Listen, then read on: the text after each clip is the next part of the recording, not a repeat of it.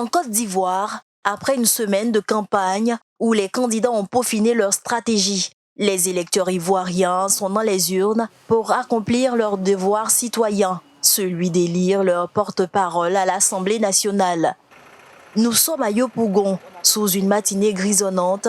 Les électeurs arrivent à compte-gouttes dans ce bureau de vote ouvert depuis 7h30. En tant qu'habitants de Yopougon, il est important pour nous de nous rendre plus ou moins dans nos différents lieux de vote pour exprimer, parce que cette élection-là, elle est décisive. Ceux et celles qui vont nous représenter à Yopougon, il faut qu'ils soient plus ou moins à la hauteur. Et là, nous sommes venus pour voter pour nos différents candidats. Ici, Adama Bictogo, député de la commune et candidat à sa propre succession, venu accomplir son acte citoyen, celui qui est aussi le président sortant du Parlement ivoirien, appelle les Ivoiriens à en faire de même.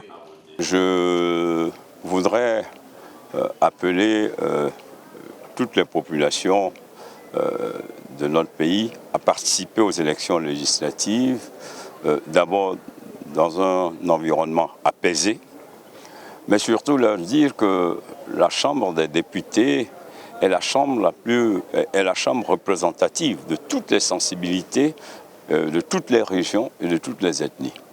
Donc s'abstenir, c'est ne pas faire valoir sa voix.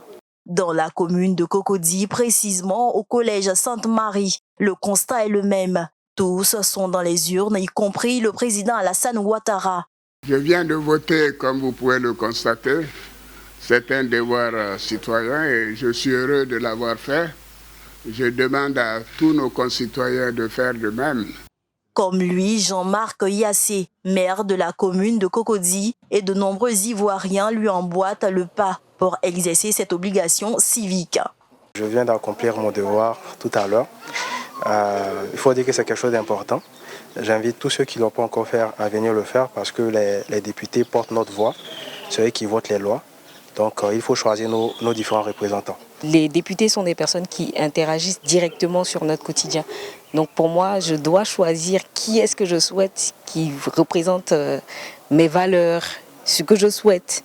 Je dois être sûre en fait que la personne que je choisis défend vraiment ma cause. Pour ces législatives 2025, dont l'objectif est d'élire les 255 députés de l'Assemblée nationale, ce sont plus d'1 millier de candidats qui sont en lice.